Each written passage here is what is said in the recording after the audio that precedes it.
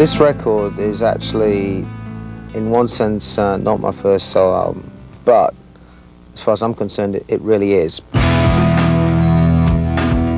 The album I did before, Tattooed Millionaire, was an album done, if you like, under the watchful eye of the collective, how can I put it, which was Iron Maiden.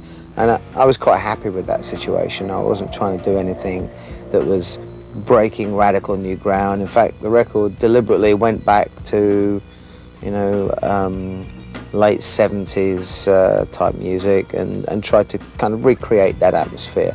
So I was doing something that everybody in Iron Maiden would be very comfortable with musically.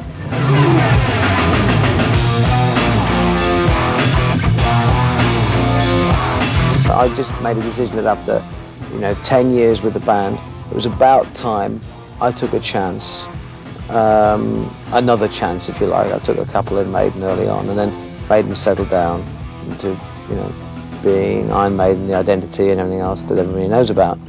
But it's about time that I took a chance now, because who knows when you'll ever get the chance to take a chance again.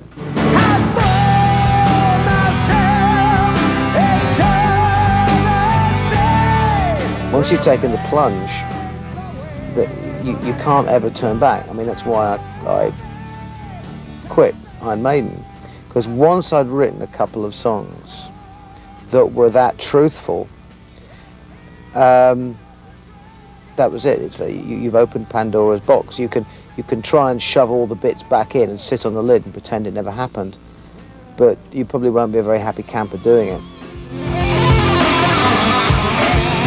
I was in the middle of doing a load of tracks with Chris Sangarides. I stopped, went to LA, had a chat with a guy called Keith Olsen, who remixed Maiden track Wasting Love.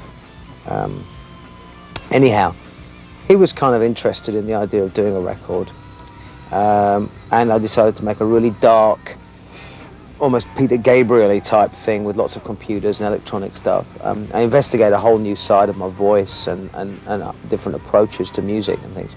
We finished that record. Well, by that time I was starting to miss, guitars and the groove and the interaction you get with a band and musicians and people. I started to make a third record, which was written with a bunch of musicians, Mexican-Americans, who I'd met in LA, and this one was being produced by the engineer who I worked with on the Keith Olsen record. And we'd all got together and we discovered that there were all kinds of bits of music we could bring into the project that we thought, well, we don't think these had been put together before. The bits of my voice that we were going to be exploring, nobody had ever really heard. The idea of using really interesting little bits of percussion, not kind of like salsa Mexican stuff, but like African percussion and things like that, with metal music and like big guitar riffs and things. Again, I don't think it's ever really been tried. It was a reflection of true feelings and true expressions, not just, this song was inspired by the horror movie of the same name, or this was something I read about in the papers yesterday, which I thought was particularly shocking, sort of stuff.